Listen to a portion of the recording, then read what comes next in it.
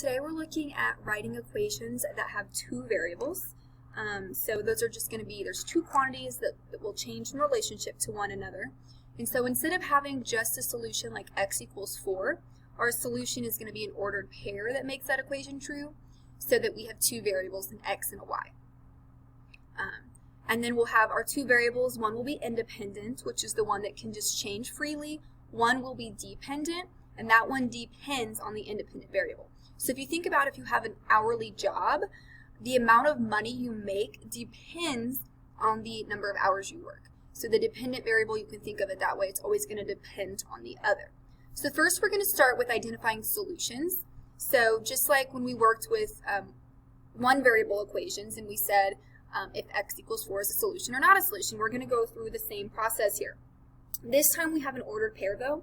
So remember, it's always x, comma, y. So what I'm going to do is substitute those variables into my equation. So instead of a y, I'm going to put a 6. And instead of an x, I'm going to put the 3.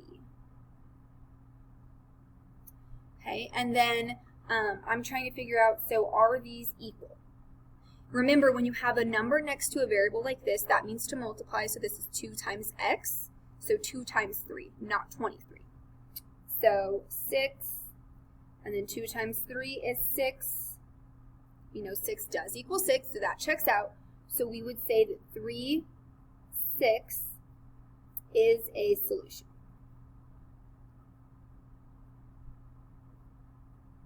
So 3, 6 is a solution. That would be our answer here, if it is or is not. So let's look at another one. Y equals 4x minus 3. Again, this is my x, this is my y. So I'm going to substitute those in here.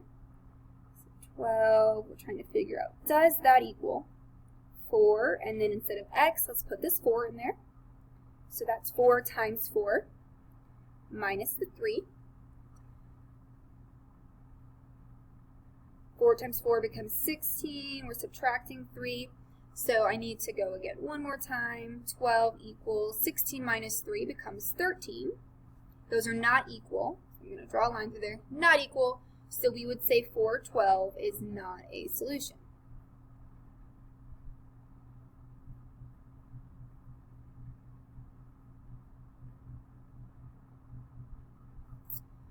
Okay, so now we're going to look at the independent and dependent portion of this. Don't forget to pause and let me know when you have questions here. But we have this equation, y equals 128 minus 8x. Okay, so y represents the number or the amount of milk remaining in a gallon of milk after you pour some out. And so x represents the amount of cups that you pour out. So the amount of milk that remains, if I pour some milk out from a jug, I know we drink a lot of milk at my house, so if I took one of those and I was making, pouring so many cups every day for my kids to drink, the amount left is going to depend on the number of cups that I pour throughout the day. So that means that since the amount left is our y, and that depends on how much you pour out, y would be our dependent variable, since it depends on the x, so that x is the independent. So always look at your situation first, then attach that to the variable.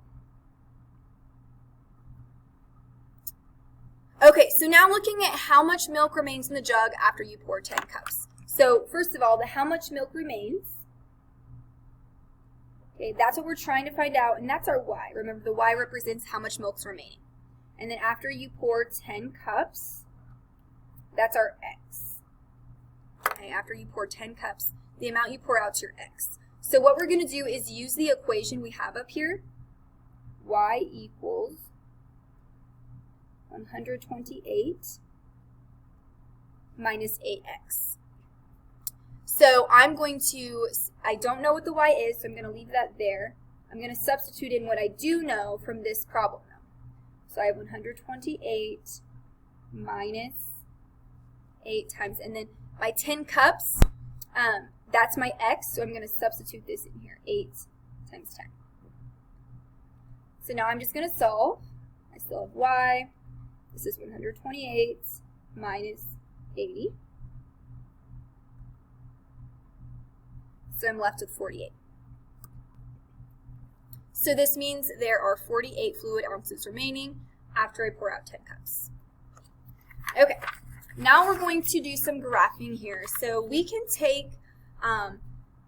use tables and graphs that represent equations that have two variables. Because since we have two variables, we're going to create ordered pairs, which is why we can then turn it into a graph. So looking down at this example, we're going to look at a word problem. We're going to do several things here. We're going to take this and we're going to translate it into words. We're going to define a variable, create an equation, and then graph that. So we have an athlete that burns 200 calories weightlifting, and then this athlete goes to an elliptical and burns 10 calories for every minute. We're going to write an equation. We're going to graph it. So what we're trying to figure out is the total number of calories burned. That's going to equal, to find that, the calories that we burn weightlifting, plus, we already know this, plus the calories burned per minute. We're going to multiply that by the number of minutes. If you can't quite fit this, if your writing's a little bit big, just it's okay if you need to go underneath it a little bit, or up to the side or down here underneath. That's fine, however you need to fit it there. But then when we define our variable, the two things we don't know, we're trying to find the total number of calories burned. So that's this one here.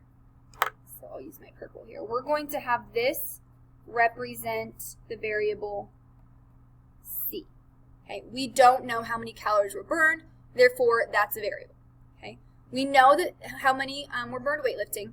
We know how many to burn per minute, but we also don't know how many minutes this person was on the elliptical trainer. So we're going to say that's going to be M. So we've got our two variables now. So now we can take this information and write our equation. So total number of calories burned is going to equal, okay, the 200 calories they burned weightlifting plus the 10 minutes burned per minute times the number of minutes. So if we fill in our table down here, we want to pick easy numbers to work with, right? We don't want to pick 17 or 23. So I would just go 10, 20, 30 for my minutes here, just because those are easy numbers to add, subtract, multiply, divide, and whatever we need to do. And then here's our equation we created. I'm going to substitute in here.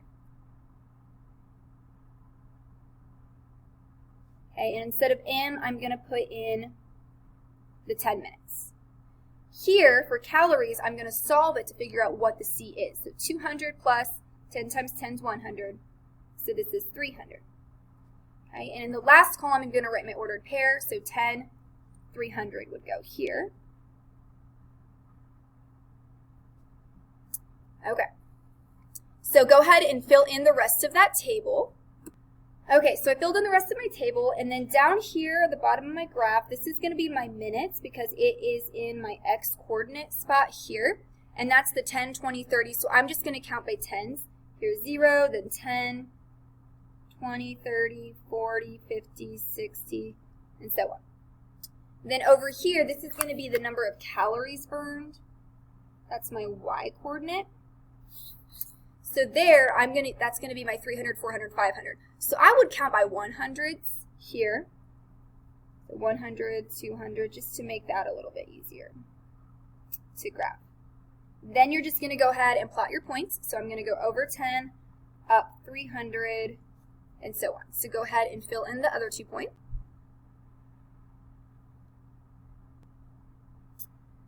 So here I'm starting at 200 because I'm going to burn 200 no matter what.